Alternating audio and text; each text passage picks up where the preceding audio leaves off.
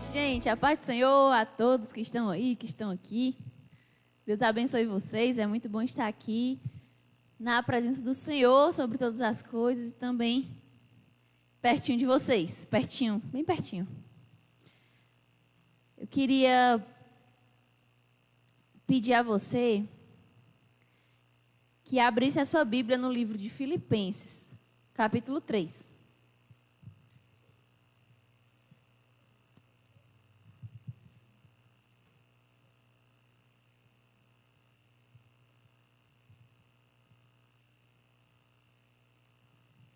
Hoje, nós vamos fazer mais um estudo do que uma pregação.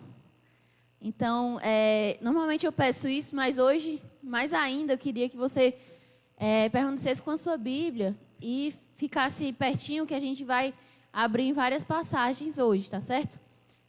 Se você quiser anotar, pegar um papel, uma caneta para anotar, para grifar aí a sua Bíblia, a gente vai dar uma passeada aqui por ela e é muito importante que você esteja com a Bíblia para você entendendo passo a passo, né? Essa mensagem ela vai sendo assim construída, não são tópicos isolados, mas ela é uma mensagem só e ela vai sendo construída aos poucos. Então, é muito importante que você esteja com a sua Bíblia aí acompanhando para não perder nenhum passo, tá certo?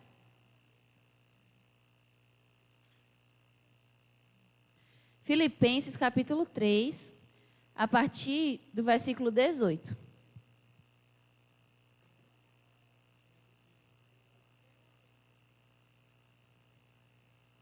Diz assim a palavra de Deus. Porque muitos há, dos quais muitas vezes vos disse, e agora também digo, chorando, que são inimigos da cruz de Cristo. O fim deles é a perdição. O Deus deles é o ventre, e a glória deles é para a confusão deles mesmos, que só pensam nas coisas terrenas. Mas a nossa cidade está nos céus, donde também esperamos o Salvador, o Senhor Jesus Cristo, que transformará nosso corpo abatido para ser conforme o seu corpo glorioso, e segundo o seu eficaz poder de sujeitar também a si todas as coisas. Amém?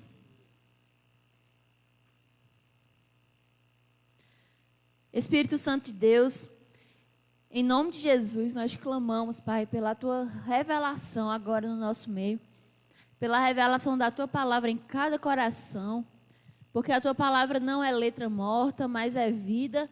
É vida, Senhor, que se expressa em transformação, em movimento, em atitude, em novos hábitos, Senhor, em salvação, em restauração. Em nome de Jesus, nós te clamamos, Pai, pelo Teu Espírito Santo, ao lado de cada um que vai ouvir essa mensagem, Pai. Porque só é possível ter a compreensão, Senhor, das coisas do céu, se o Teu Espírito Santo estiver habitando no nosso coração.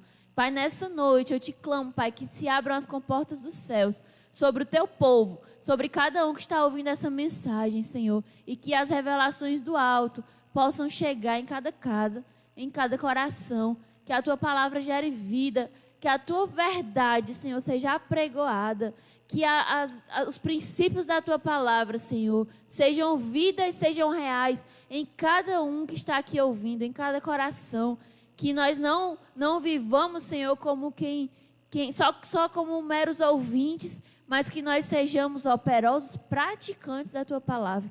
Que nessa noite, Senhor, a Tua palavra gere transformação em cada coração, a começar do meu, que estou aqui na frente, e a continuar na vida de cada um dos meus irmãos. Em nome de Jesus, é assim que nós te clamamos, pela Tua graça e pela Tua misericórdia. Em nome de Jesus. Gente, hoje eu queria tratar com vocês um pouquinho do tema chamado Inimigos da Cruz de Cristo, que nós acabamos de ler aqui nesse texto. E para começar essa mensagem, esse estudo, eu queria contextualizar um pouco sobre o que é essa cruz, né? O que é inimigo da cruz de Cristo? Que cruz? O que é isso, né? Como é que pode alguém ser inimigo de uma cruz? Mas a cruz, gente, ela tem dois sentidos. Que acaba que um completa o outro. O primeiro sentido é a cruz de Cristo mesmo, aquela cruz lá, Jesus, quando deu a vida dele por mim e por você para nos salvar. Existem os que são inimigos desse ato. Já foi falado aqui nessa noite, né? A gente tem visto cenas terríveis dos inimigos de Jesus que acham que queimando paredes eles podem queimar a obra de Jesus, né? Acham que destruindo tijolos e desfazendo obras humanas, eles podem estar desfazendo a igreja de Jesus, mas não é assim que funciona. Não foi assim que funcionou e não é assim que vai funcionar. Né? A obra do Senhor ela não se para. Quem diria por revoltas, né?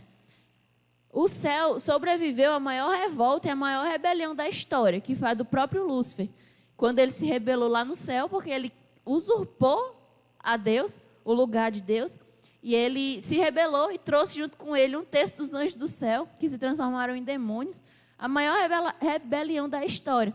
E o céu sobreviveu a isso, e o reino de Deus continua sendo apregoado, e Deus continua sendo soberano, e Jesus continua sendo nosso Senhor, nosso Salvador, e a igreja do Senhor está na terra e continuará na terra até que o Senhor volte para buscá-la. Não é revolta, não é rebelião, não é fogo que vai parar a obra de Deus nessa terra. Então, existem sim os inimigos da cruz de Jesus. Existem sim os inimigos da obra, os inimigos do propósito. E existe também a cruz no sentido de chamado, de ministério, de propósito, de finalidade, de missão. Como assim, Alana? Jesus, quando estava nessa terra em forma de homem, ele tinha como finalidade salvar o seu povo, não é verdade? Ele veio, abriu mão da sua glória e veio à terra para salvar o povo, para pregar ali naquela cruz o pecado e o povo poder ser livre. Nós, né? Eu e você, todos nós. Então a cruz era ali a finalidade, era o propósito que trouxe Jesus para essa terra. Né? Ele veio, passou os 3 anos cumprindo seu ministério, mas ele sabia que o final dessa caminhada aqui na terra seria a cruz, seria o ato que geraria salvação. Então era o ministério, era a coisa para a qual ele foi chamado, né? Ele veio à terra. Então, para a gente também, quando eu falo de cruz, eu penso nisso, o seu chamado, a sua finalidade. Todos nós estamos nessa terra com alguma missão, com algum propósito. Né? Nenhum de nós nasceu à toa. Nenhum de nós está aqui ao léu, porque o vento trouxe. Né? Todos nós nascemos com um propósito. Ainda que você não tenha sido planejado pelos seus pais, ainda que você tenha sido fruto de um relacionamento não planejado, ainda que tudo isso, mas você está nessa terra por um propósito, com uma finalidade, com uma missão dada pelo Senhor. Então, é sobre isso que nós vamos falar.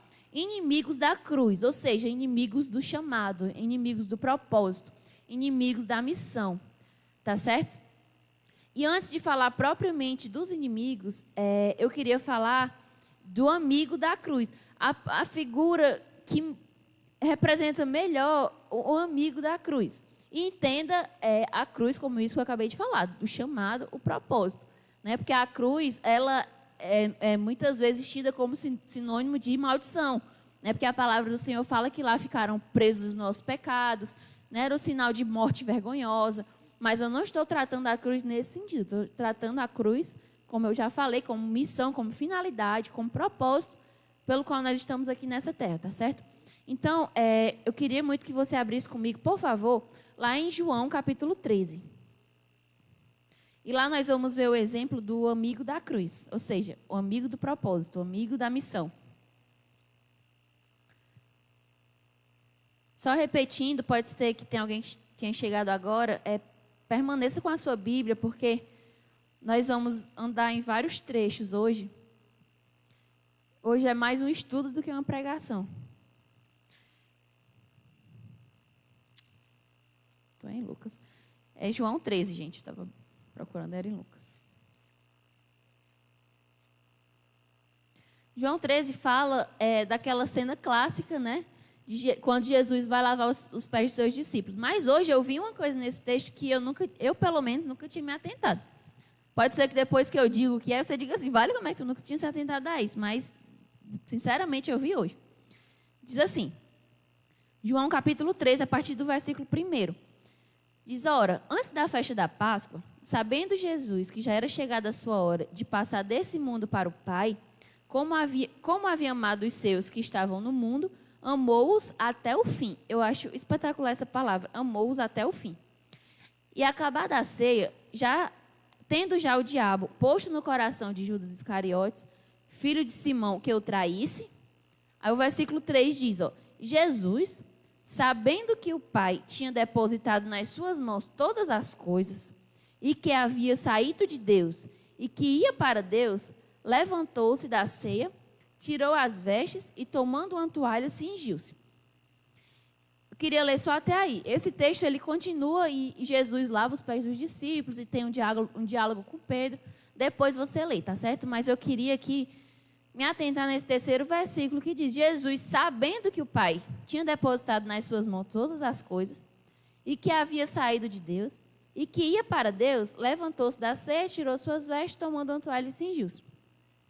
Mas, Alana, o que foi que te atentou desse texto que você nunca tinha visto? Foi aqui essa consciência de quem Jesus era. A identidade que Jesus tinha nele mesmo. Porque aqui, gente, Jesus já sabia quem era o discípulo que havia de trair. Ele já sabia que Judas ia trair e que ele ia ser entregue pelas mãos dele.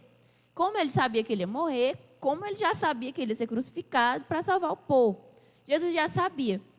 E entre muitas atitudes que ele podia ter tomado aqui, a palavra de Deus diz, vou ler de novo, versículo 3. Jesus, sabendo que o Pai tinha depositado nas suas mãos todas as coisas, e que havia saído de Deus, e que ia para Deus, levantou-se da ceia, tirou as vestes, tomou a toalha e cingiu-se. Ou seja, Jesus tinha a plena convicção da identidade de filho que ele tinha.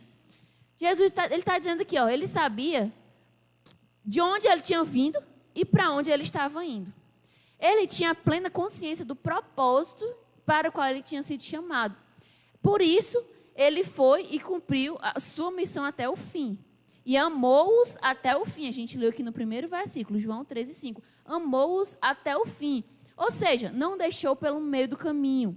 Não deixou a cruz lá pela metade. Não deixou a via dolorosa lá sem ser cumprida. Mas ele nos amou a mim, amou a você, a sua família, os seus, a nossa igreja. Nos amou até o fim. E ele foi até o fim e sofreu morte de cruz, morte vergonhosa por amor a mim e a você. Então, nesse sentido, Jesus foi o que? Um amigo da cruz. No sentido de que ele foi amigo do propósito para o qual ele tinha sido enviado a essa terra. Vocês conseguem entender? Ele foi amigo dos planos que Deus Pai tinha sobre a vida dele. E é isso que eu queria trazer para vocês nessa noite. Porque nós temos duas escolhas. Uma é ser amigo da cruz, amigo do propósito. E outra é ser inimigo disso. É uma escolha e são decisões que eu e você temos acerca da nossa vida, do nosso chamado, do nosso propósito, da nossa missão individual. A gente pode ser amigo ou a gente pode ser inimigo. E eu entendo aqui, gente, nesse texto de Jesus que a gente leu, que para ser amigo da cruz, para ser amigo daquilo que Deus tem para a sua vida, para contribuir para aquilo que Deus tem para a sua vida, nós precisamos ter a nossa identidade em Deus muito bem definida. Jesus aqui sabia de onde ele tinha vindo, nós lemos aqui várias vezes, né? De onde ele tinha vindo e para onde ele estava indo. Assim nós precisamos saber de onde nós saímos e aonde nós vamos chegar. Qual é o propósito? Qual é o rumo? Qual é a estrada que eu tenho que percorrer? O que é que eu tenho que fazer? Porque muitas vezes a gente traça planos de carreira em todas as áreas da nossa vida. Na vida profissional, né? O menino termina o ensino médio, aí não, eu vou fazer uma faculdade disso, depois que eu me formar, eu vou trabalhar nessa área, vou fazer um concurso, ou, sei lá, vou para a iniciativa privada, ou eu vou fazer isso, daqui a um tempo eu vou estar ganhando mais ou menos tanto, e eu vou construir uma família, e aí faz aí um plano de carreira. Um funcionário entra numa empresa e já vai planejando quais são os próximos passos, planejando as promoções, planejando os aumentos salariais e tudo. Planos de carreira. Planos de relacionamento. A jovem, né, fica lá nos seus 18, 19 anos, não menos que isso, por favor, porque é só dor de cabeça. Então, vai procurar um namorado que tenha perspectiva de um dia virar um esposo, né? Uma jovem cristã da igreja com a consciência ali em Jesus. Vai procurar uma pessoa que tenha um futuro, que possa, porventura, levar um casamento, né? Então, planos. Nós traçamos planos, nós vivemos sobre planos. Só que muitas vezes, na nossa vida espiritual, a gente não faz isso. A gente vai vivendo um dia, depois o outro, um domingo abençoado no culto, uma semana mais ou menos em casa, uma quarta-feira bênção, depois uma briga, depois uma carnalidade, depois um mau hábito que volta, aí domingo é uma bênção no culto, aí depois briga com o marido, aí se zanga com o menino, aí entra na carne de novo, aí quarta-feira tem culto. Aí, sabe? Sem plano, sem meta, sem um propósito. E a primeira coisa que a gente precisa saber para ser amigo do nosso propósito é: qual é o meu propósito? O que é que eu vou fazer? Eu estou aqui para quê? Só mesmo para ter nascido, crescer, casar, ter filho, morrer, ser enterrado? Né? Qual é o meu propósito? Como é que você vai ser amigo do seu propósito se você não souber qual é esse propósito? E a segunda coisa que a gente precisa para ser amigo do nosso propósito é essa identidade de filho muito bem resolvida, muito bem definida. Eu sou o que a Bíblia diz que eu sou. Eu tenho o que a Bíblia diz que eu tenho. Eu posso o que a Bíblia diz que eu posso. Sabe? Não é o que o colégio diz, não é o que as más palavras dizem, não é o que os estudiosos dizem, mas é o que está na Bíblia. Nem mais, para não ficar arrogante, e nem menos, para não ficar com aquele coitadismo, sabe? Nem demais, nem o eu posso, eu passo, eu sei, eu faço, eu vou, né? Dos meninos do Enem, para não ficar ensoberbecido, para não ficar cheio de si mesmo, para não ficar achando que pode tudo sozinho, e nem menos, para o inimigo não apontar o dedo e dizer: você não pode, você é pecador, você é isso. Não, eu sou filho, eu sou gerado em Deus, eu sou nascido de novo no Senhor, no sangue de Jesus. Eu sou nascido agora da água e do Espírito. Eu sou perdoado. Os meus pecados ficaram na cruz e hoje eu sou nova criatura. Eis que se alguém está em Cristo, é nova criatura, as coisas velhas ficam para trás e tudo se fez novo. Já dizia o apóstolo Paulo: todas as coisas posso naquele que me fortalece. E esse versículo ele é usado muitas vezes para causar uma certa vaidade, né, colocado nos vidros dos carros. Eu posso todas as coisas naquele que me fortalece.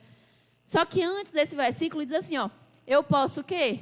Posso viver na fartura, posso viver na escassez, posso viver na abundância, posso viver na fome, posso viver quando está tudo muito bem, posso viver no dia mal, posso todas as coisas naquele que me fortalece. Então a gente precisa ter essa identidade de quem nós somos em Deus muito bem estabelecida, para que na hora que o nosso propósito estiver na nossa frente, o nosso chamado, ainda que seja doloroso, como era o de Jesus, a gente pense, pare aqui como ele fez, pense: eu sei de onde eu vim, eu sei para onde eu estou indo. E ele se levantou, e ele se cingiu, pegou a toalha e foi fazer aquilo que o Senhor tinha mandado ele fazer, o Pai tinha mandado ele fazer. Então, muitas vezes, aquilo que vai estar na nossa frente, para ser feito, muitas vezes é uma coisa que é dolorosa. Certamente não vai ser uma morte de cruz, certamente. Mas muitas vezes a gente tem que abrir mão da nossa carnalidade, do nosso jeito de ser, da nossa reputação, do nosso temperamento. E aí, isso é doloroso. E quando a gente não tem uma dessas duas coisas, ou a gente não sabe o nosso propósito, a gente nem vê, não sabe nem que é para fazer aquilo. Ou a gente não tem a nossa identidade muito bem resolvida em Deus, a gente diz: vixe, mas se eu for, eu vou perder minha reputação. Vixe, mas se eu for, o que é que vão dizer de mim? Ah, mas se eu for, será que é isso mesmo? Será que é Deus que está mandando? Então, a gente precisa saber quem a gente é em Deus, sabe? Em nós mesmos, nós não somos nada, mas em Deus podemos todas as coisas. Em Deus nós somos novas criaturas. Em Deus nós somos feitos filhos. Amém? O Senhor nos deu o poder de sermos chamados filhos de Deus. Então, a identidade de filho, essa identidade bem resolvida, nos dá a capacidade de servir. E servir com alegria. Aqui, Jesus, quando esse texto que nós lemos, quando ele se levantou dali, ele pegou uma toalhinha, imagina, né? Botou assim no ombro, pegou uma bacia e começou a lavar os pés dos discípulos. Ou seja, é uma das figuras mais claras da Bíblia sobre serviço. Então, Jesus ele não usou aquela identidade que ele tinha em Deus, de filho, para se vangloriar, para ir para uma praça e dizer que eu sou o filho de Deus, para ir lá para a sinagoga e pregar para os estudiosos, para mostrar alguma força e algum poder. Não. Ele usou a identidade que ele tinha em Deus para se ajoelhar, para pegar uma bacia, lavar os pés dos discípulos e servir os seus irmãos. Gente, isso é uma capacidade que só quem tem a sua identidade de filho muito bem resolvida é capaz. Servir com alegria é característica daquele que é filho e que tem certeza disso e que sabe que se ajoelhar e servir não vai lhe tornar menor, mais desmerecido ou mais sem valor. Muito pelo contrário, porque a palavra de Deus diz que o maior dessa terra ainda é menor do que o menor do reino de Deus. Então, aquele que era o maior de todos, ele veio à terra e se fez homem, por amor de mim, por amor de você. E isso fez o nome dele ser acima de todo nome, ao qual todo joelho se dobrará e toda língua confessará que só Jesus é o Senhor. Então, recapitulando aqui a nossa linha de raciocínio, a nossa identidade bem definida de filho nos dá a capacidade de servir com alegria, porque nós sabemos que isso, servir, amar, nos doar, não vai nos tornar menores em Deus. Pelo contrário, vai nos tornar maiores em Deus, porque maior é o que serve. Maior é o menor. O reino de Deus é o reino de ponta cabeça. O maior é o menor. Tá certo? O mais louco é o mais sábio. O mais fraco é o mais forte. Porque o poder de Deus se aperfeiçoa na nossa fraqueza. Amém? Glória a Deus. Então, identidade de filho bem resolvida para ser capaz de servir em alegria e de cumprir o nosso propósito e ser amigo da cruz. Amém? Então, falamos agora aqui um pouco de amigo, o melhor exemplo de todos, sobre ser amigo do seu propósito, né, que é Jesus. E agora eu convido você a voltar um pouquinho agora para o inimigo da cruz. E a gente vai voltar no mesmo texto que a gente já leu, agora, já depois do contexto, você vai entender de uma forma melhor. Vamos voltar lá para Filipenses 3.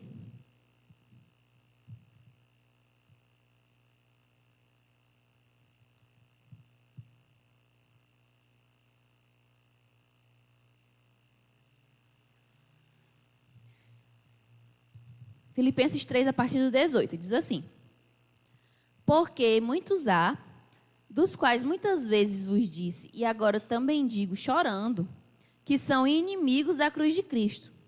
O fim deles é a perdição.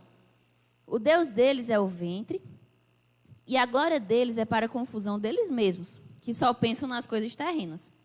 Mas a nossa cidade está nos céus, de onde também esperamos o Salvador, o Senhor Jesus Cristo, que transformará nosso corpo abatido para ser conforme o seu corpo glorioso, segundo o seu eficaz poder de sujeitar também a si todas as coisas.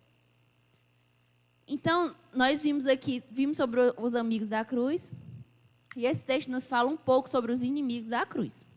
E aí esse texto fala de algumas características desses inimigos da cruz. E eu não queria que você já ficasse armado e se colocasse já como amigo da cruz. E ouvisse a pregação daqui para frente, pensando em outro alguém que não seja você mesmo. Pensando em alguém que não está ouvindo a live, pensando em alguém que está desviado, ou pensando em alguém que nunca ouviu nem falar de Jesus, ou pensando em alguém que está sendo inimigo. Não se posicione agora. Eu queria mostrar os dois lados, mostrei o lado de Jesus, queria mostrar esse lado, e ao final da pregação eu queria que a gente se posicionasse. O que é que eu tenho sido? Na real mesmo. O que é que eu tenho sido? Real oficial, né? O que é que eu tenho sido? Onde é que eu tenho estado? Tenho sido amigo? Ótimo, continue. Eu tenho sido inimigo? Eu tenho feito o que os inimigos fazem? Eu preciso me reposicionar e pular de lado rapidamente, ligeiramente. Tá certo? Então, por favor, não se arme. Não se coloque já ligeiro agora como amigo e desconsidere o restante da pregação, não. Porque a palavra de Deus vem muitas vezes para ferir e para curar ao mesmo tempo. Então, deixa o Senhor falar contigo, que o Senhor veja, né, se há em nós algum caminho mau e nos guie pelo caminho da salvação e da bênção, em nome de Jesus. Então, esse texto, ele fala de algumas características desses inimigos da cruz de Cristo. A primeira característica está aqui no versículo 19. Diz assim, ó, o fim deles é a perdição. O Deus deles é o ventre. É a primeira característica dos inimigos da cruz de Cristo. Eles têm no seu ventre, no seu estômago, o seu próprio Deus. O que é isso? O estômago, gente, eu não sei nada de medicina, mas o estômago, ele é o órgão que ele coordena as nossas necessidades carnais, as nossas necessidades humanas. Ele que diz a hora de comer, ele diz a hora de beber água. Claro que o cérebro, né, que ele manda, mas o estômago, ele traz essa figura, porque ele é quem recebe, né? Ele recebe o alimento, ele recebe. O estômago que manda o hormônio para o cérebro. Então, quando você está com fome, o seu hormônio diz para o cérebro: cérebro, eu estou com fome. E aí eles fazem alguma coisa lá, combinado os dois, que o seu estômago dá, né? Combinam, manda um telefone sem fio. Timóteo depois explica isso aí bem bonitinho para vocês. Manda um telefone, manda um zap, estômago ronca, porque está na hora de comer. E o estômago ronca e diz assim: estou com fome, eu preciso disso, eu preciso daquilo. Ou seja, o estômago é o órgão que ele alerta, ele pede, né, ele clama pelo suprimento das necessidades naturais, carnais, humanas, de alimento, né? Então, trazendo aqui para o nosso contexto, o estômago é aquele que alimenta a nossa carne, a nossa carnalidade. E como essa pessoa, que a Bíblia está dizendo que o Deus deles é o próprio estômago. É uma pessoa que ela está no centro do universo. Ela está ali, ela é que comanda. O Deus dele é que diz assim: olha, você vai fazer isso porque a sua necessidade imediata agora é essa. Você vai fazer aquilo porque a sua carnalidade está querendo isso. Você vai fazer aquilo porque a sua reputação pede isso. Você vai fazer aquilo outro porque foi isso que você aprendeu dos seus pais desde que você nasceu. E então são necessidades imediatas sendo supridas ali, sem considerar um propósito de um contexto, de um contexto maior, sem considerar a obra do Senhor, sem considerar a missão, a cruz, né? Aquilo que o Senhor tem proposto para você. Então, quem é inimigo da cruz de Cristo, age assim. Ele vai suprindo as suas necessidades de acordo com que elas vão acontecendo. E se você acorda num dia de mau humor, você vai suprir aquele seu mau humor sendo ignorante com sua esposa. Aí no dia que a esposa acorda de TPM, ela vai suprir aquela TPM sendo estúpida com o filho. Aí no dia que você acorda chateado, você vai suprir aquela necessidade ficando de lundu e não falando mais com ninguém. Vira a cara, não fala com o marido, fica chateado com X, né? Hashtag chateado com X e I, chateado. Fica com lundu dentro de casa, sabe? Isso é quem tem o Deus, o seu próprio ventre como seu Deus. Você vai agindo conforme as suas necessidades ali da hora, sem considerar o contexto e o propósito.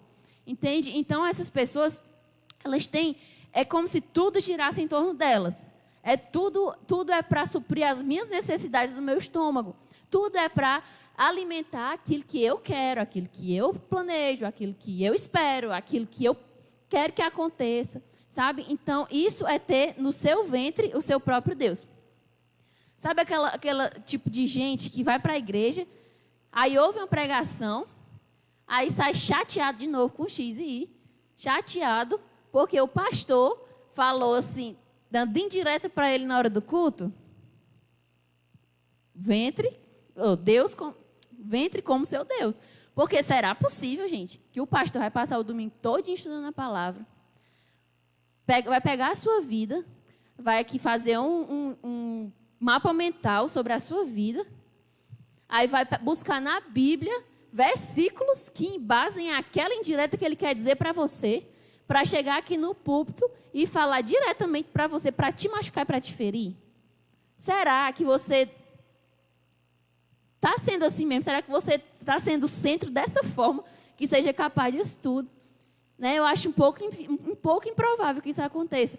O que acontece é porque o Espírito Santo de Deus, ele vê a nossa necessidade, vê onde é que a gente tem que ser trabalhado, e por misericórdia e graça do Espírito Santo, ele usa alguém que se dispõe para falar o nosso coração, para que a palavra entre e a gente seja transformado. Sabe, o que acontece é que existe Espírito Santo que te ama e levanta aquela palavra, não é para te matar, nem para te ferir, nem para te expor, mas é para te curar. Sabe, lá em Osés, a palavra do Senhor diz que o Senhor faz a ferida sim, mas Ele mesmo sara, Ele mesmo liga, Ele mesmo cura. Sabe, então a palavra do Senhor quando vem, não é para te matar, não é para te destruir, porque quem vem para roubar, matar e destruir é o Satanás.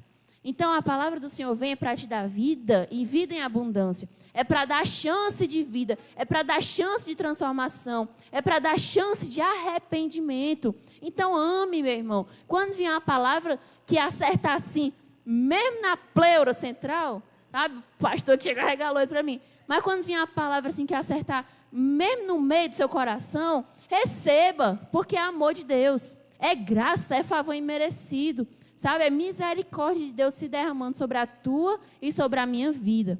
Sabe, essa palavra que vem para confrontar é a palavra que mais cura, é a palavra que mais liberta, é a palavra que mais tira a gente de dentro de nós mesmos. Glória a Deus.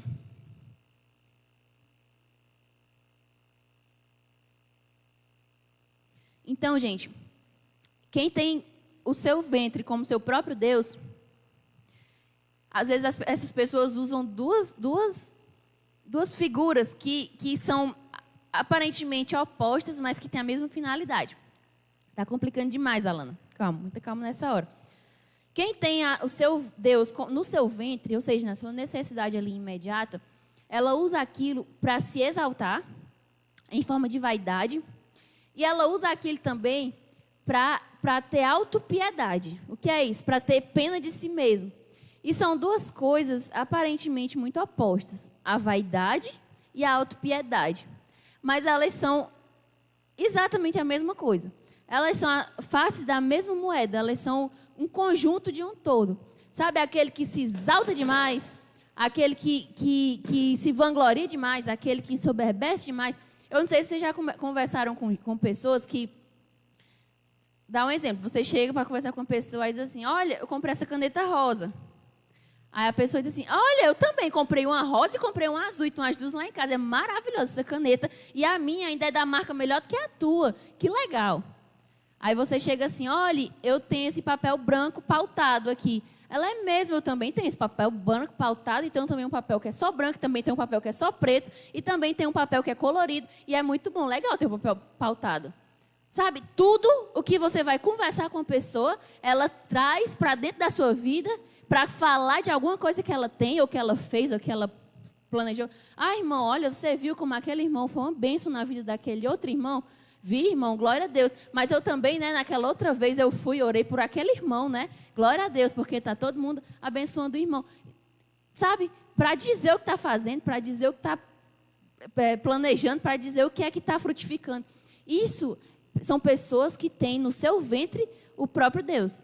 Porque precisam estar alimentando essa reputação, sabe? Para estar alimentando a imagem que as pessoas vão ter dela mesmo.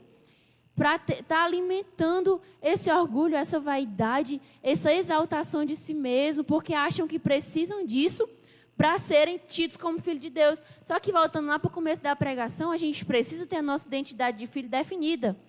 Muito bem estabelecida. Não importa o que as pessoas dizem, ou o que a sua reputação tem, ou qual o status que você ocupa. Você é filho, você é amado pelo Senhor, e você veio para essa terra com um propósito e uma missão, e acabou. E se você fez e alguém viu, tá bom. Mas se você fez e alguém não viu, melhor ainda. Porque a palavra diz assim, aquele que faz alguma coisa boa e recebe na terra a recompensa, ele já foi pago.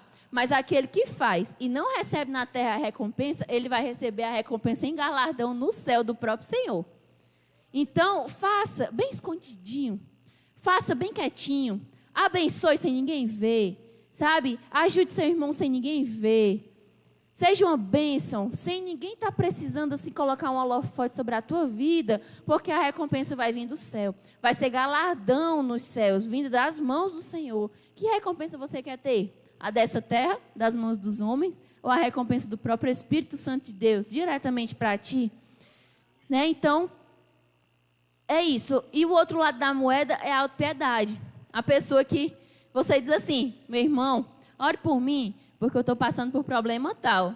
Aí a pessoa diz assim, meu irmão, eu vou orar, mas eu estou passando por problema tal. O teu só é tal, o meu é 10 vezes tal.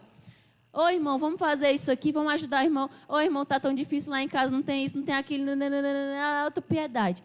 E eu não estou aqui fazendo pouco de quem pede oração aos irmãos. A igreja é para isso. Eu só estou querendo trazer a imagem, a figura de alguém que também tudo é desgraça, tudo é notícia ruim. Tudo, sabe, você chega perto da pessoa para falar e só vem coisa ruim, só é doença, só é notícia de morte, só é notícia de coisa ruim, sabe? Autopiedade para que as pessoas tenham pena. Eu não estou falando aqui das pessoas que realmente estão precisando de oração e de ajuda e chegam para pedir.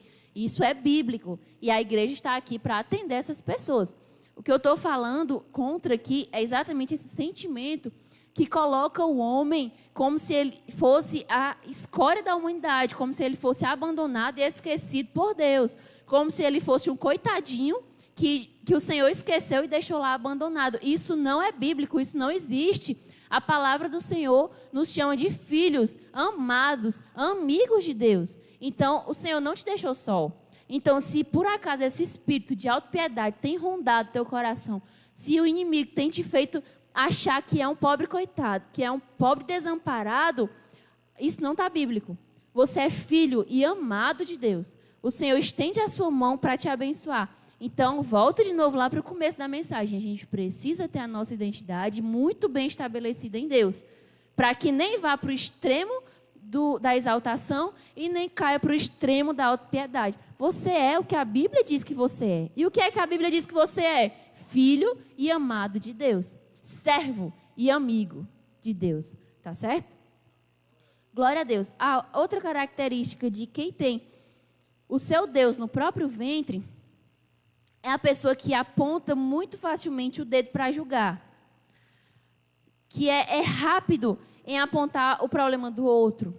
Sabe por quê? Porque quando a pessoa nota que existe alguma falha em você mesmo, existem duas maneiras de você se livrar daquilo. Um é você se arrepender e pedir misericórdia e o perdão de Deus te alcançar e você ser livre.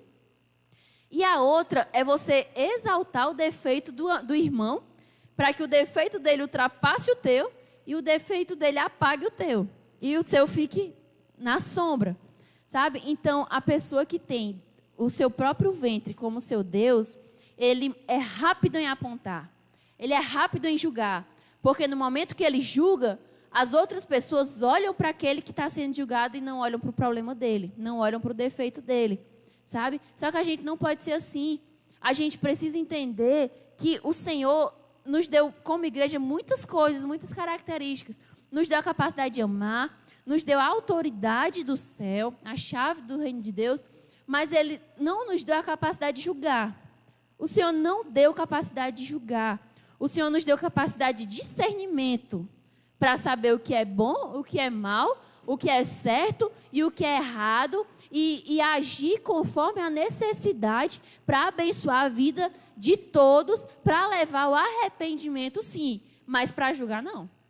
Não deu, o Senhor não deu à sua igreja a capacidade de julgar. Um dia, depois que Jesus voltar, aí nós estaremos lá com Ele, assentados, e na segunda volta de Jesus, nós vamos estar com Ele, julgando o restante do povo que ficar, mas isso aí é tema para outra história. Mas não hoje, não enquanto nós estivermos nessa terra. O Senhor nos manda amar, corrigir, levar arrependimento, mas não julgar.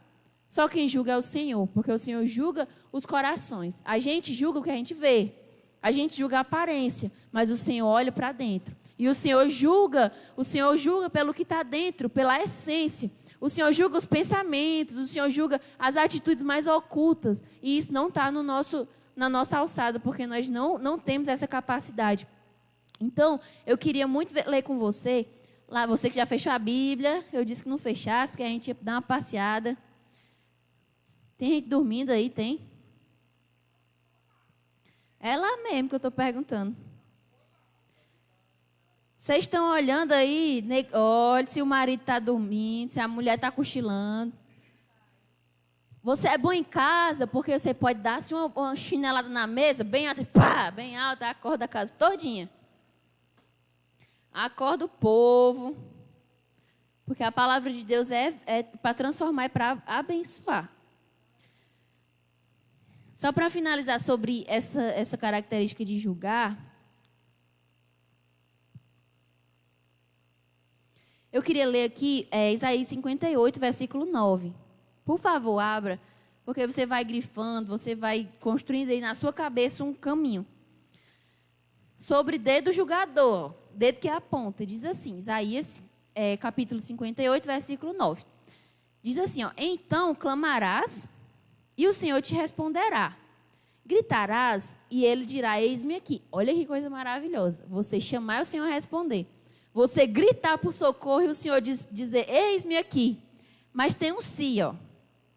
Acontecerá isso se tirares do meio de ti o jugo, o estender do dedo e o falar vaidade.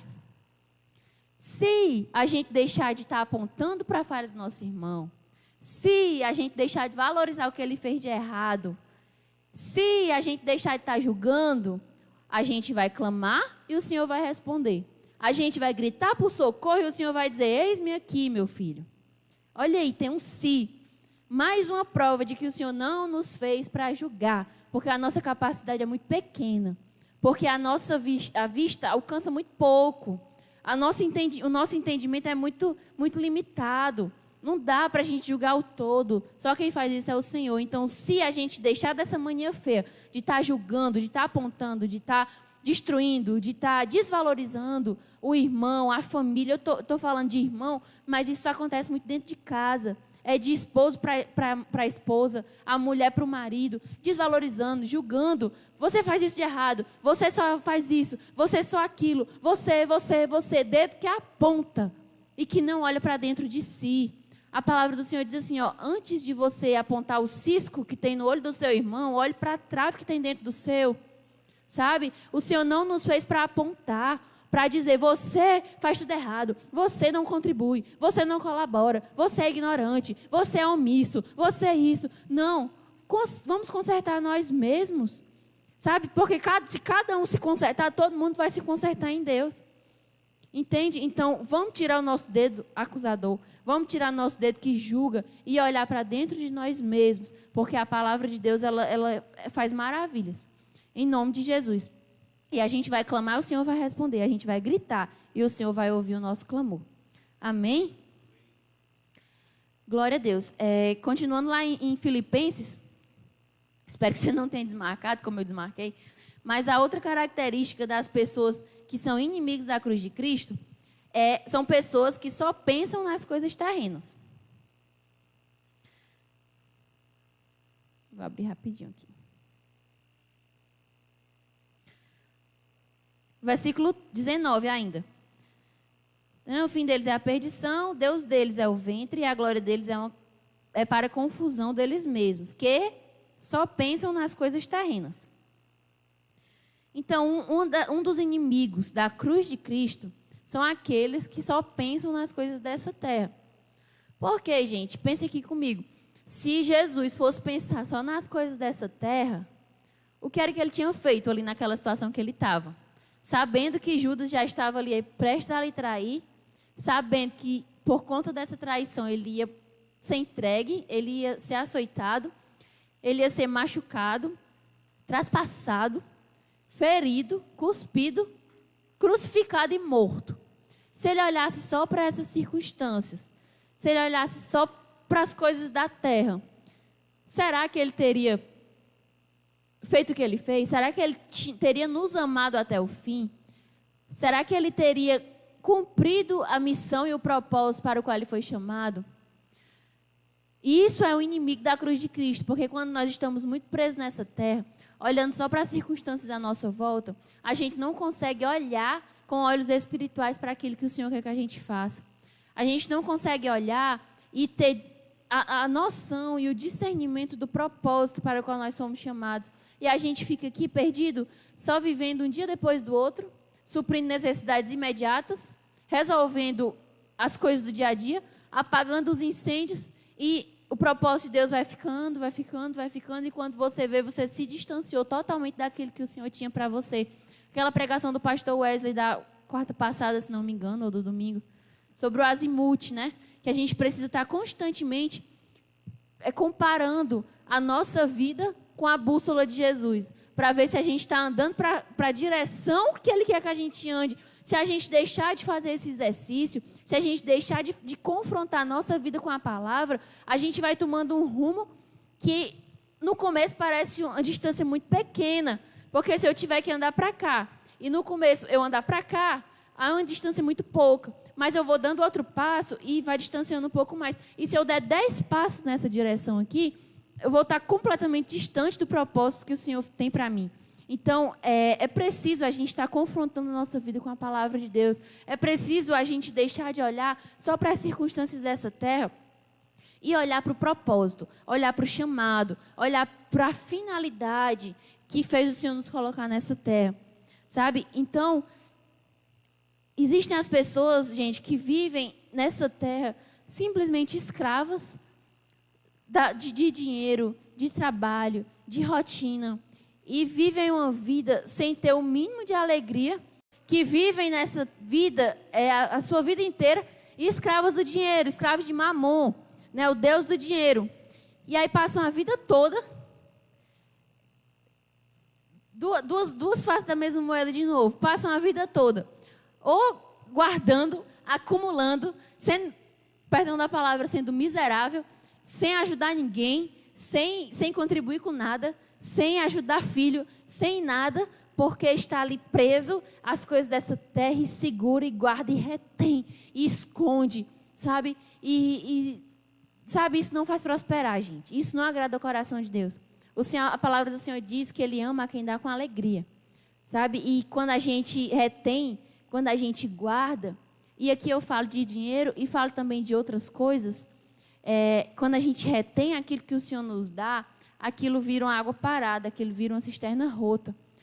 Aquilo vira uma coisa que não gera frutos porque é parado. Não é um rio que corre, é uma cisterna rota. Não é uma água que tem vida, porque não existe vida em água parada, em água suja, em água que, sabe?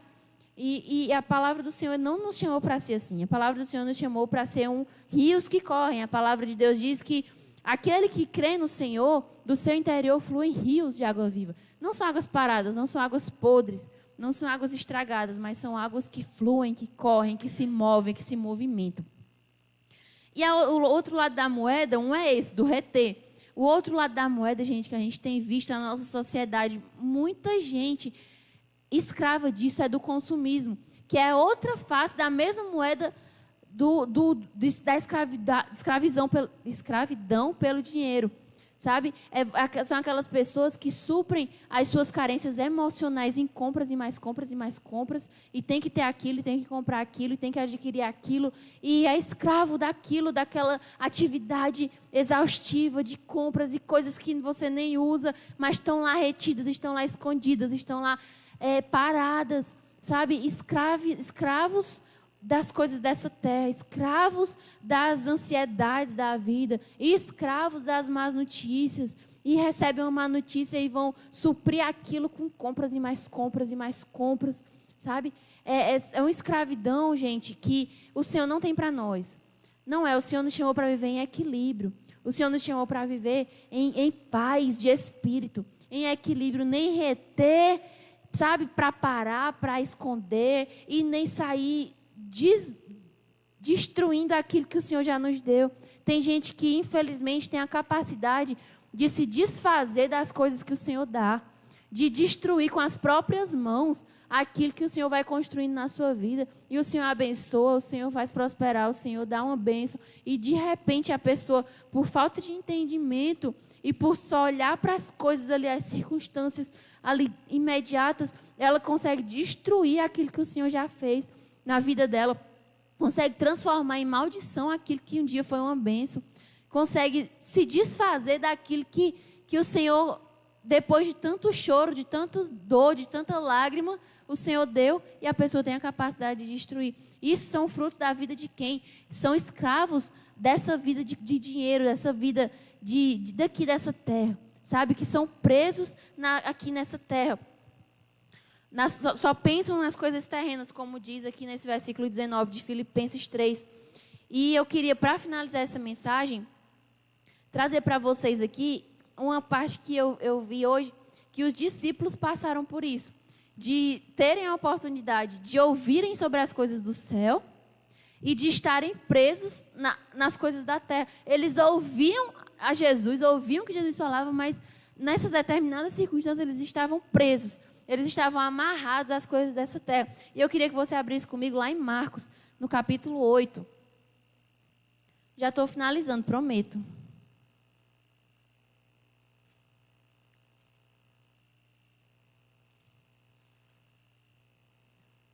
Oito 31.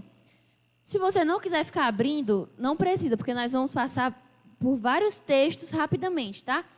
Ó, no capítulo 8, versículo 31, foi a primeira vez que Jesus comunicou aos discípulos que ele ia morrer.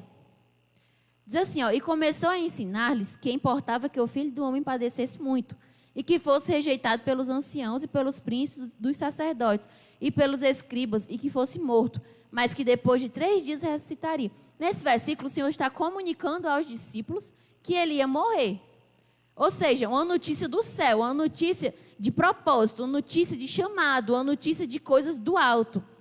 Fazia parte do propósito para aquela geração, fazia parte do propósito de Jesus, do chamado de Jesus, e fazia parte do chamado dos discípulos, porque o ministério deles estava totalmente ligado com a vida, a morte e a ressurreição de Jesus. O Senhor estava ali colocando o tijolo do evangelho, o alicerce do evangelho, que seria ali a construída a igreja do Senhor sobre aquela pedra angular ali, que era a vida, a morte e a ressurreição de Jesus. Então o Senhor estava comunicando para ele coisas do céu, propósito, chamado, vida, missão. Aí, o versículo seguinte, o 32, diz assim, ó, e dizia abertamente essas palavras. E Pedro tomou a parte e começou a repreendê-lo. Aí Jesus estava falando das coisas do alto. Pedro só estava naquele momento ali, olhando para as circunstâncias, sabe? Jesus estava dizendo assim, eu estou cumprindo um chamado. Existe um plano de salvação perfeito. Vai existir um sacrifício perfeito que não vai mais precisar de sacrifício de animais. Vai existir um plano, já está existindo um plano da parte de Deus de salvação para toda a humanidade. O Senhor estava comunicando isso. Eu estou indo por esse caminho do propósito. Aí Pedro olhou para quê? Meu amigo vai morrer. O Senhor estava dizendo, é para a salvação da humanidade. Pedro estava vendo aqui, eu vou perder o meu amigo. Você entende? Que não era por maldade. Não era, acho que se fosse eu, me sentava no chão, me agarrava assim nas pernas deles. Não vai nada.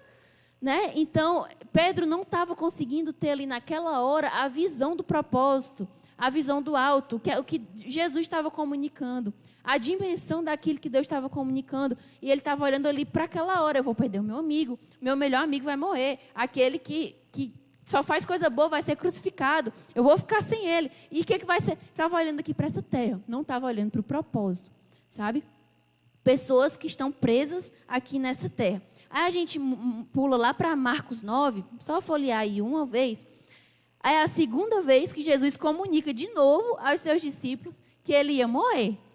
Porque ensinava aos seus discípulos e lhes dizia, o Filho do Homem será entregue nas mãos dos homens, e matá-lo-ão, e morto, ele ressuscitará ao 3º dia. De novo, segunda vez que o Senhor trazia ali a visão espiritual para eles. Aí 3 versículos depois, no 34, aí os discípulos falam assim, ó, mas eles calaram-se, porque pelo caminho haviam disputado entre si qual era o maior. Você entende que Jesus estava falando de novo do propósito, do que ia acontecer no reino do Espírito. Aí os discípulos estavam fazendo o quê? Brigando, discutindo, disputando quem era o maior deles.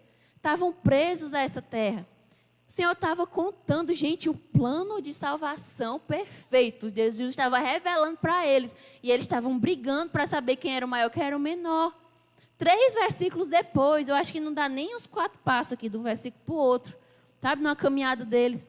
Então, entenda que o Senhor tem um propósito para nos revelar, que Ele está querendo falar, mostrar, querendo te dar visões espirituais do reino de Deus, querendo te mostrar de onde você veio e para onde você está indo. O Senhor quer te mostrar o caminho espiritual a ser trilhado na tua vida. E muitas vezes a gente está aqui brigando. Quem é o maior? Quem é o menor? Quem foi que errou? Quem foi que acertou? Qual foi a igreja que voltou? Qual foi a igreja que não voltou? Ah, a igreja não sei quem voltou. A minha não voltou. Ah, não sei o que, o pastor, sabe, tem curso de teologia. O outro pastor não tem curso de teologia. Ah, o irmão fez não sei o que, está desviado. Ah, o outro fez não sei o que, está não sei aonde. Olhando aqui para as coisas dessa vida. E o Senhor querendo te mostrar o plano de salvação. O Senhor querendo te mostrar o propósito que Ele para qual Ele te colocou aqui nessa terra. O Senhor querendo te mostrar o campo que branqueja. O Senhor querendo te mostrar o que é que você tem que fazer de proveitoso nessa terra. Que fruto é que tem para ser produzido? Que terra é que tem para ser lavrada? E a gente olhando para as bobagens dessa terra e julgando e apontando o dedo e se achando desmerecido e se achando excluído porque o pastor não deu uma ligação, porque a irmã não chamou no WhatsApp. Será mesmo que o problema da humanidade inteira está em cima de você? Que todo mundo está usando para te destruir, para te diminuir? Será mesmo que o problema do mundo inteiro está sobre ti? Sabe? Será que não é porque o pastor está ocupado ou porque a irmã está cuidando de outra pessoa? Será que é porque está resolvendo um problema? Será que não é porque o pastor adoeceu e ninguém nem sabe? Será que é porque a irmã não está resolvendo uma urgência na casa de outro irmão e não te mandou um WhatsApp, não respondeu o WhatsApp naquela hora? Sabe, o Senhor quer mostrar visões espirituais e a gente preso aqui nas besteiras dessa terra. Sabe, Daniel estava lá contando a história dele toda. De repente, o Senhor começa revelações. Revelações do Apocalipse. Revelações e cavalos e chifres, o chifre pequeno e o chifre grande, e reinos, e estátuas, e pedras que rolam, e revelações. Aí já pensou se Daniel estivesse lá? Ixi, Nabucodonosor está vindo. Ixi, me tiraram da minha terra. Oh, meu Deus. E agora? O profeta Jeremias ficou lá. E agora? Quem é que vai me ensinar? Ah, meu Deus, botaram meus 3 amigos na fornalha de fogo. E agora, o que é que vai ser de nós? E o Senhor querendo mostrar revelações do Apocalipse, revelações do final dos tempos. E já pensou se Daniel estivesse lá? Oh, meu Deus, eu orei. E o Senhor nem mandou a resposta ainda. Deixa que a resposta dele estava sendo disputada lá no céu.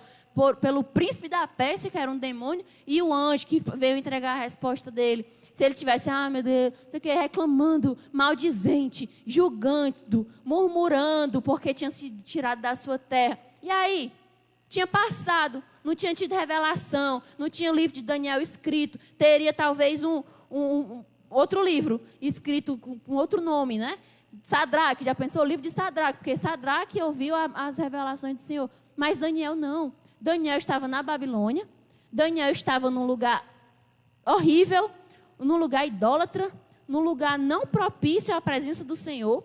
Daniel estava em meio a más notícias, Daniel estava ameaçado, Daniel estava com tudo que você imagine de má notícia tinha na frente dele, porque ele estava sem família, ele estava sem nada que ele tinha em Jerusalém, em Judá.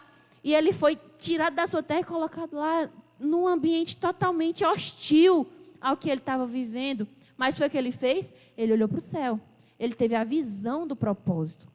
Ele teve a visão do motivo pelo qual o Senhor permitiu que ele estivesse ali naquele lugar. E eu não sei qual lugar que você está espiritualmente hoje.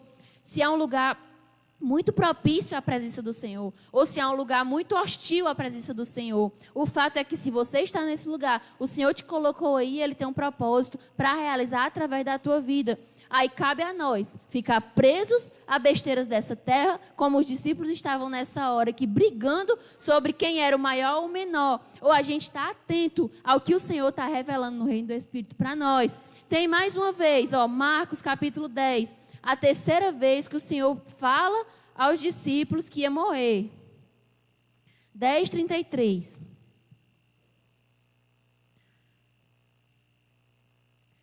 dizendo: eis que nós subimos a Jerusalém, e o Filho do Homem será entregue aos príncipes dos sacerdotes e aos escribas, e o condenarão à morte, e o entregarão aos gentios. Terceira vez que o Senhor falava aos discípulos que ia morrer. 4 versículos depois, diz aqui, ó: e eles lhe disseram, gente, o Senhor revelando o plano perfeito de Deus para a humanidade. Aí eles disseram, os discípulos: concede-nos que na tua glória nos assentemos, um à direita e outro à esquerda.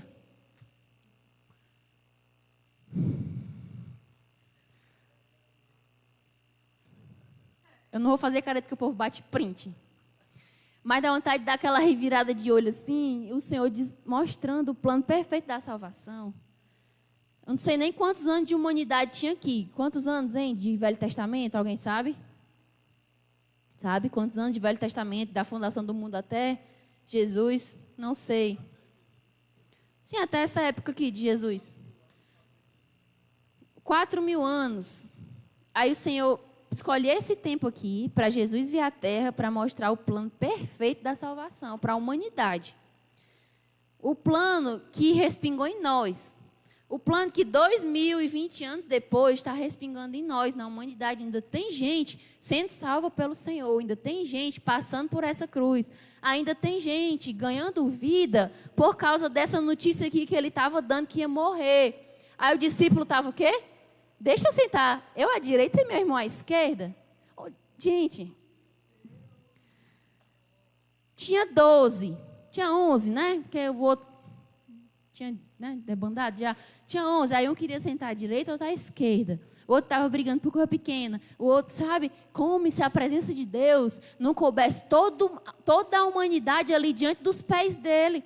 Como se o céu, como se a plenitude da graça não coubesse todo mundo. Como se o plano de salvação não tivesse abrangendo a humanidade inteira. Aí fica, eu quero estar na direita, eu quero estar na esquerda, eu quero ser o preferido, eu quero ser o merecido, eu quero ser o que primeiro recebe o telefonema, eu quero ser o que primeiro recebe a mensagem. Cadê o meu bom dia? Ninguém deu meu bom dia hoje. Gente, olha para o espiritual.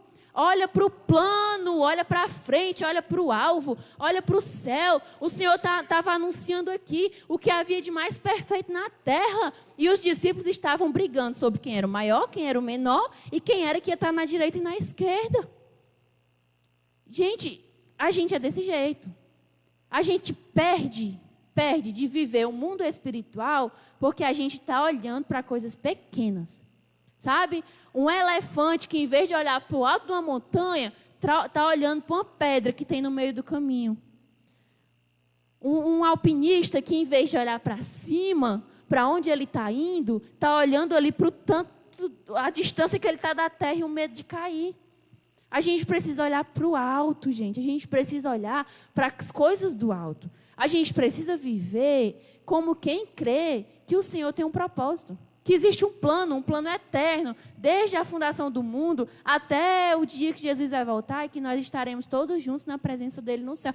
Existe um plano traçado, um plano escrito. A humanidade não está ao léu, não está ao caos, não está. O Senhor tem um plano para a sua igreja. O Senhor tem um plano, o Senhor tem vida, o Senhor tem cura, o Senhor tem manifestações de milagres, o Senhor tem coisas para hoje, tem. O Senhor tem sinais, prodígios e maravilhas para fazer hoje, nos dias de hoje, tem. O Senhor tem cura para o imediato, tem. O Senhor tem bênção financeira para te dar, tem também. O Senhor tem um casamento abençoado, tem. Tudo isso o Senhor tem, mas o Senhor tem um plano maior, também Ele tem. A gente não pode olhar para o hoje e esquecer desse plano maior. Sabe? Isso, quando a gente olha só para hoje, quando a gente está preso nessa terra, a gente está sendo inimigo da cruz de Cristo. Porque enquanto Jesus está dizendo, eu vou morrer e eu vou ressuscitar ao terceiro dia, a gente está brigando por picuinha. Enquanto o Senhor está mostrando a salvação, enquanto o Senhor está apontando o caminho, a gente está preso aqui, embaraçado, com os pés presos nos negócios dessa vida. Sabe? Que a gente não seja assim, que a gente tenha noção de eternidade. Se o Wesley já quiser vir chegando, já estou encerrando. A gente precisa ter noção de eternidade. A gente é um povo que vive muito como se a eternidade não existisse. Como se as coisas fossem só isso aqui. E Paulo já disse, eu creio no Evangelho. Só para as coisas dessa terra, eu sou o mais infeliz dos homens. O evangelho de Jesus é para a eternidade. A vida que ele nos propõe é para a eternidade. O que são 80, 90, 100 anos comparados à eternidade?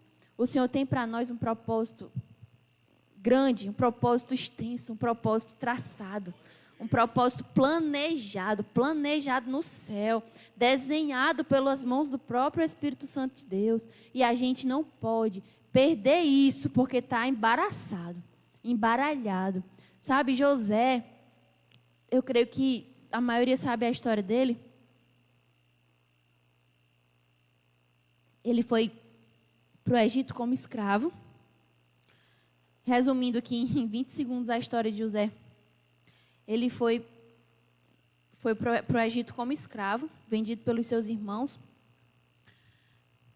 E ele era tão fiel que lá no Egito, também assim como Daniel na Babilônia, né, num lugar totalmente hostil à presença do Senhor, mas ele era tão fiel que ele foi crescendo ali naquele lugar.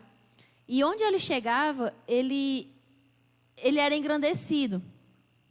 Ele foi trabalhar na casa de um senhor e ele foi crescendo de forma que ele tinha um controle de toda a vida financeira daquele senhor. Porque ele era confiável, ele era fiel, ele era leal. E por uma injustiça, José foi preso. E lá na prisão, olha, que ambiente hostil, que ambiente não propício à presença do Senhor. E lá naquela prisão, ele continuou sendo fiel. Porque ele tinha a identidade dele muito bem estabelecida, muito bem definida. José sabia quem ele era. José sabia o propósito. José sabia o plano. Por mais que ele não soubesse o final da história, mas ele sabia que ele tinha ali um propósito, um traçado pelo Senhor. Ele tinha um Deus que estava com ele e que estava escrevendo a sua história. Por mais, meu irmão, que você não saiba o final da sua história, por mais que você não veja assim claramente o propósito, a missão, você precisa confiar que ao seu lado está um Deus que já sabe do final. E que esse Deus, ele vai te conduzir. Se você estiver olhando para o mesmo lugar que ele está olhando, ele vai te conduzir a esse fim, a essa finalidade, sabe? Então José estava lá confiando que o Deus que tinha colocado ele ali naquele lugar, ele era fiel para completar. E aconteceu tudo de uma maneira que ele virou o segundo homem do Egito, abaixo só do faraó. Tem uma palavra que eu acho linda, que diz assim, ó, o faraó dizendo para ele: apenas quando eu estiver no trono, eu serei maior do que tu, José. Né? Então, José era aqui, né? De igual para igual com o faraó, um pouco abaixo quando ele estava no trono. Então, olha, um escravo que chegou a ser o sub-faraó, né? O vice-faraó. O vice-faraó, só para dar essa ideia aí de hierarquia. Governador do Egito. Então, fidelidade. Aí, beleza. Olha que história linda. Terminou aí. A família de José veio toda para o Egito. Foi recebida com honra. A palavra de Deus diz que o faraó deu uma terra só para a família dele, para o povo de Deus, né, para os israelitas.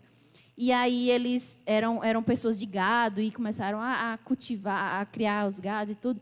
História muito linda, maravilhosa. Só que quando José estava perto de morrer, aí ele disse assim, ó, juntou o povo lá, os filhos, e disse assim, olha, quando eu morrer, eu sei que haverá um dia em que o Senhor vai tirar o povo dele aqui dessa terra, porque é uma terra hostil. É uma terra não propícia à presença do Senhor. É uma terra de outros deuses e de idolatrias. É uma terra onde quem reina é um homem. E eu sei que o Senhor vai tirar o seu povo dessa terra. E no dia que Deus tirar o seu povo dessa terra, eu não vou mais estar vivo, mas vocês peguem os meus ossos e levem com vocês, porque eu quero os meus ossos enterrados lá na terra de Deus, lá em Canaã, lá na terra para onde o Senhor quer me levar. Isso é noção de eternidade. Porque se José tivesse ali a visão só do agora, sofreu muito, mas depois viveu muito bem, foi glorificado, foi exaltado, foi bajulado, casou, teve filho, morreu com honra. Poderia ter ficado lá mesmo, os ossos dele, e o povo que se virasse para sair do Egito, deixasse para Moisés o resto da história. Mas ele disse, não, pegue meus ossos e leve com vocês, porque eu sei que aqui não é meu lugar. Olha, gente, não importa o tamanho da sua provisão, o tanto que você prospere aqui nessa terra. Não importa a prosperidade que eu tenhamos aqui nessa terra. Nós não podemos passar daqui achando que isso aqui bastou. Nós precisamos dar ordem acerca dos nossos ossos. Entenda aí osso como propósito, como eternidade. A gente precisa sair dessa terra, ou por morte ou por arrebatamento, sabendo para onde é que vão os nossos ossos, para onde é que vai o nosso espírito, que fim vai ter o nosso espírito, porque não acaba aqui, não acaba nessa terra. Faça como José, dê ordem acerca dos seus ossos, porque você tem autoridade para isso, você tem autoridade para dizer, olha, eu sou daqui, eu casei, eu frutifiquei, eu casei meus filhos, eu vi meus netos, mas os meus ossos vão ser enterrados lá em Canaã. Eu prosperei nessa terra, eu fiz isso, fiz aquilo outro, mas o meu espírito é do Senhor Deus, Criador dos céus e da terra. Eu estou vendo o propósito, é para lá que eu vou. Eu estou indo, nem que seja depois da morte, mas é para lá que eu vou. É para o céu que eu vou, é para o reino de Deus, e tem que ir para lá, sabe? Não dá para se acomodar nas coisas aqui dessa terra. E a maior noção de eternidade que nós podemos ter é ter a consciência da volta de Jesus. E eu queria terminar essa mensagem pela quarta vez, né? Eu queria terminar essa mensagem te trazendo à memória que Jesus vai voltar para buscar a sua igreja. E que isso faz parte desse plano que a gente leu aqui em diversos locais da Bíblia. O plano de salvação que começou lá em Jesus, ele vai se efetivar quando Jesus voltar. É o mesmo plano. Faz parte do mesmo caderno, da mesma linha do tempo. Esse dia vai chegar, assim como o Senhor prometeu que Jesus viria, ele veio. Assim como Jesus prometeu que morreria, ele morreu. Assim como Jesus prometeu que ele vai voltar, ele vai voltar. Não é essa promessa que vai deixar de ser cumprida. É um propósito, é um traçado, é um plano. Vai acontecer. Então, coloque a sua mente nas coisas do céu. Deixe de olhar para as coisas dessa vida somente, para as coisas dessa terra. Porque se a gente fizer só isso, a gente vai estar sendo inimigo da cruz de Cristo. Eu quero ser amiga da cruz de Cristo. Que você nessa noite também seja amigo da cruz de Cristo, amigo do seu chamado, amigo do seu propósito. Olhe para o alvo, olhe para frente, olhe para cima, porque o Senhor está mostrando, o Senhor está abrindo as comportas do céu sobre nós, o Senhor está mostrando, sim, maravilhas do reino do Espírito para o seu povo, que a gente não esteja desatento e que a gente aprenda a olhar para o propósito e para a missão e não só para as coisas das necessidades imediatas. Era essa a palavra que eu tinha para trazer para vocês hoje. Deixo vocês com o pastor Wesley, com quem for orar. Muita saudade de vocês. Que Deus abençoe cada família, cada lar. Que a presença do Espírito Santo seja assim, perceptível em cada casa, nesses dias. Que cada um receba da provisão, da bênção do Senhor sobre a sua vida. Sejamos amigos do propósito de Deus. Sejamos amigos da cruz e não inimigos. Amém? Jesus está voltando.